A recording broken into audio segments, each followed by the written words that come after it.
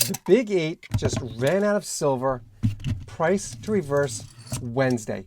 We've got major events that could flip the silver market upside down. It's the Big Eight, they're out of silver, and the squeeze is real. Check this out. First up, we have the PPI report. This is wholesale inflation, the prices producers pay before anything hits the shelves.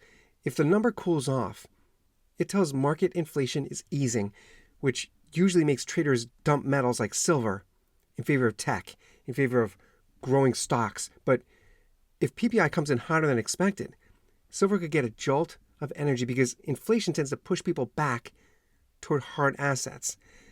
The October PPI release is scheduled for Tuesday, and here's why it matters for silver on Wednesday, because silver demand from EVs, solar, electronics, it's all booming.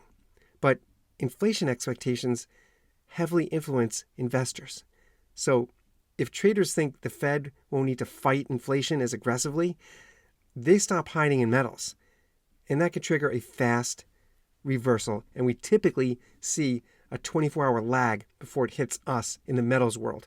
Next, we have big geopolitical wildcards like the Treasury's expected sanctions. We have trade updates. These briefings can send shockwaves through commodities because the moment a new sanction targets a mining region or a shipping lane or a country tied to key raw materials, traders panic buy metals. But if the update signals stability or eases existing restrictions, investors could rotate out of silver just as fast. The U.S. Treasury just announced new sanctions on Iran's missile and drone network. Markets reacted immediately. And for silver, the supply is tightly connected to global politics. Any headline that suggests tension or bottlenecks, it pushes silver higher. Any easing of tension can slam the brakes. So with the Big Eight already struggling to cover physical shortages, that's what we just experienced. That's how we got to this spot price where we are. A single announcement could ignite that reversal everyone's waiting for. And this is why I diversify my investments. I want to thank Giant Mining for sponsoring today's video. They are a company that is actually trading at its 2025 lows right now, down nearly 70% from its first quarter highs. They're the owner of the Majuba Hill Copper Project and past producing mine in the state of Nevada. Giant Mining Corp. Their ticker is on the screen. It's BFGFF. This company is the only copper company I'm bullish on right now.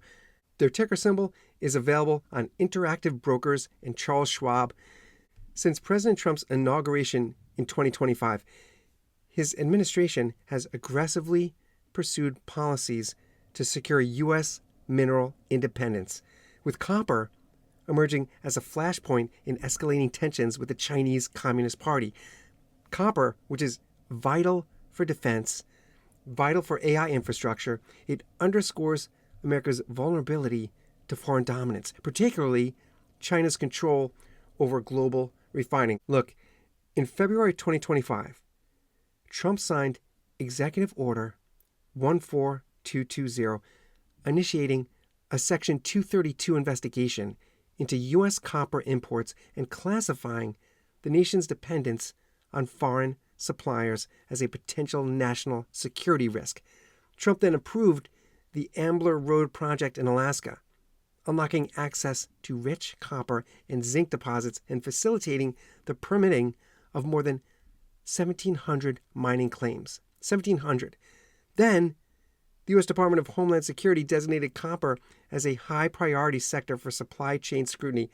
Shortly after that, we saw the 2025 critical minerals list, and in that draft, it included copper as a newly designated mineral. It's not just silver stackers seeing this. One of the world's most famous mining billionaires said this about copper. He said, "The world needs astronomical amounts of copper over the next 20 years.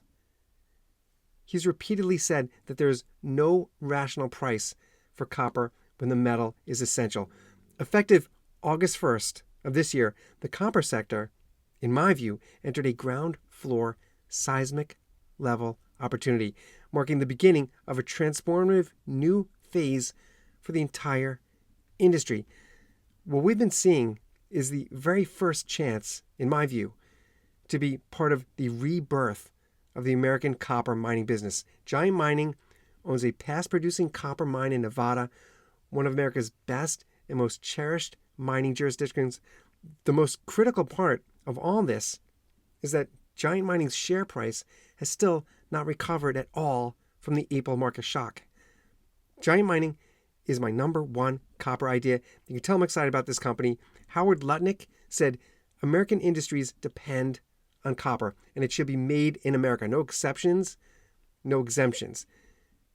Trump said copper should be made in America. It's time for copper to come home. Giant Mining has historic underground mines at the Majuba Hill project, produced copper, tin, and silver from the early 1900s to the 1950s, including, listen to this, 2.8 million pounds of copper, 184,000 ounces of silver, 5,800 ounces of gold, 21,000 pounds of tin.